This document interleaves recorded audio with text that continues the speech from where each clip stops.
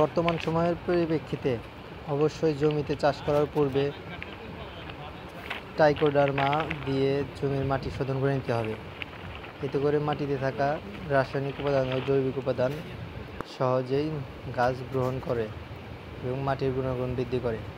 এমনকি এটি গাছের ছত্রাকজনিত রোগ প্রতিরোধ ক্ষমতা বৃদ্ধি করে দেয়, যার ফলে সহজেই গাছ গোড়া পচে মরে যায় না এবং গাছের গ্রোথও ভালো থাকে মাশাআল্লাহ।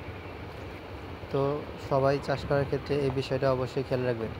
আর একটা বিষয়, এটা কিন্তু রাসায়নিক সারের সাথে মিশিয়ে ব্যবহার করা যাবে না, এটা জৈব সারের সাথে মিশিয়ে ব্যবহার করতে হবে। এবং যদি জৈব সারের প্রয়োজন না হয় বা জৈব সার দিয়ে ফেলেন, সেই ক্ষেত্রে মাটির সাথে মিশিয়ে ব্যবহার করতে হবে।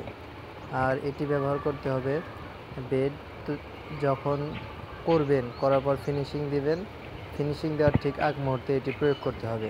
এবং বাকি যে সকল রাসায়নিকগুলো আছে ওইগুলা শেষ চাষে দিয়ে দিতে হবে। আর এটা দেওয়ার পরে বেড ফিনিশিং দিয়ে মালচিং পেপার ফিটিং করতে হবে।